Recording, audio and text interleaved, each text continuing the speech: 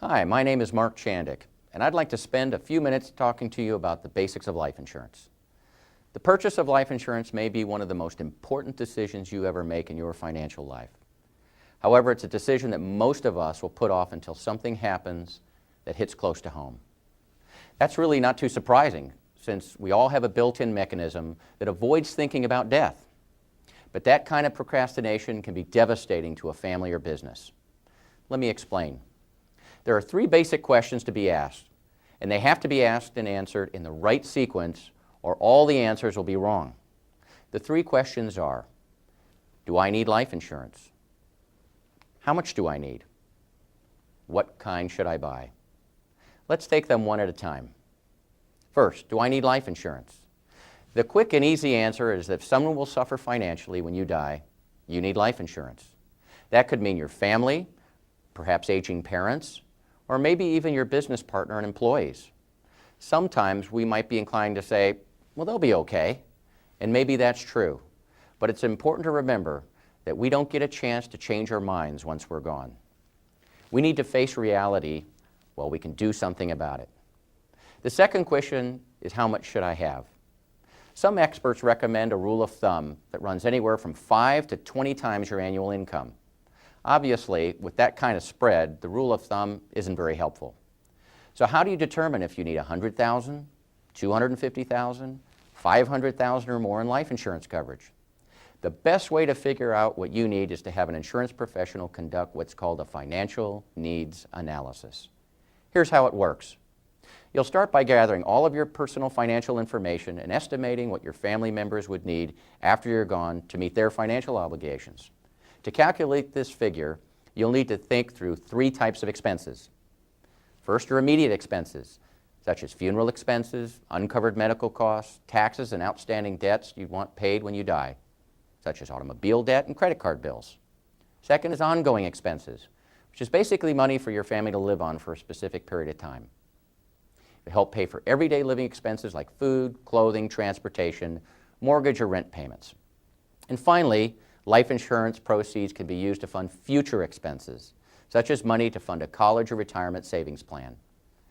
After you've figured out your family's needs, you'll then want to tally up all of the resources that your surviving family members can draw on to support themselves.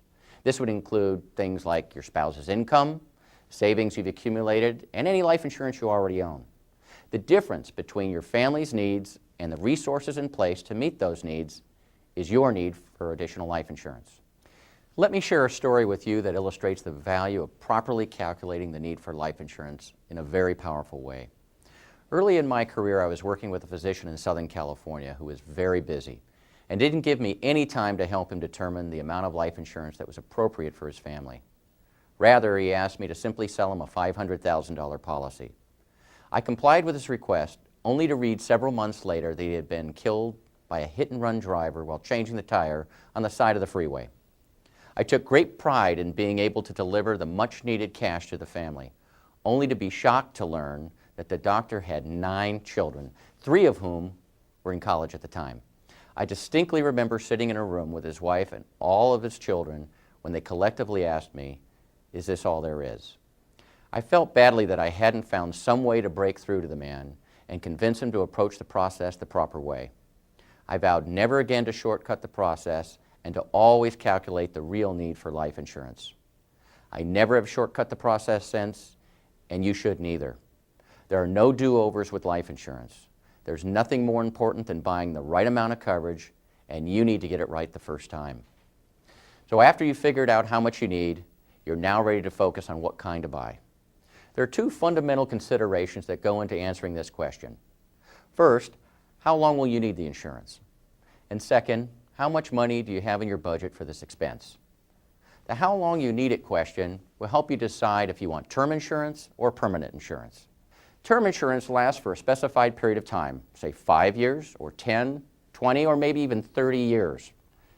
If your only need is for funds to pay off a 20-year mortgage at your death, a 20-year term policy would probably be the answer for you.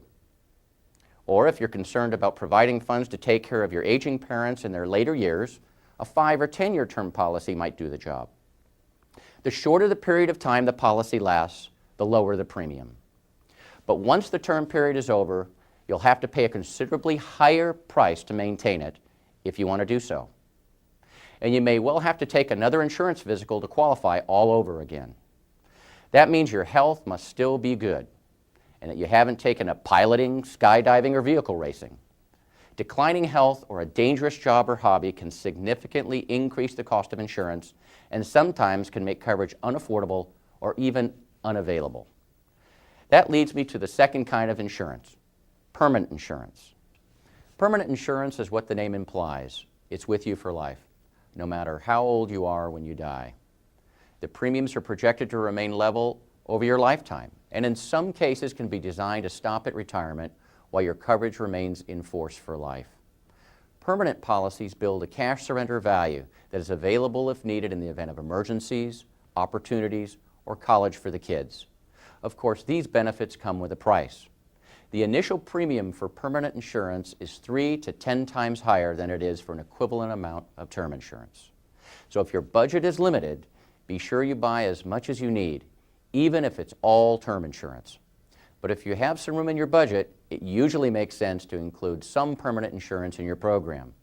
And as time goes on, it will probably make sense to convert some of your term insurance to permanent insurance. You know, one of the biggest mistakes I see my clients make is underestimating how long they'll need life insurance. This was painfully true immediately for many after the dot-com bubble burst in 2000. All of a sudden, you had people who experienced a significant loss in their retirement assets, and they were no longer able to retire on time. Life insurance fills the financial gap that exists between your financial needs and your financial realities. The fact that people had to work additional years necessitated owning life insurance for a longer period of time, and many were caught unprepared. By owning both types of life insurance, term and permanent, you're better prepared for the unexpected things that happen in life. Let's face it, our financial lives never go as smoothly as the financial press would have us believe. So far, we've looked at life insurance from the context of your personal needs. However, life insurance is a tool that is also utilized by almost every small business in America. Businesses, especially smaller, closely held businesses, utilize life insurance to protect their companies in case of the premature death of an active owner. Life insurance is used to purchase a deceased partner's interest and provide an income stream to the surviving family. Life insurance also may be left to the company to provide a financial cushion to the company in the case of a loss of an active owner or key employee. Life insurance is also utilized to provide cash to equalize the inheritance of a family, where only one of the children inherits the company. And finally, to provide cash to pay federal estate tax, so that the company doesn't have to be sold to pay the tax liability. These uses of life insurance keep businesses in business, families financially secure, and Americans employed. So there you have it. A properly designed life insurance program is as essential to a sound financial plan as a strong foundation is to a home. Do it right, and the future is secure.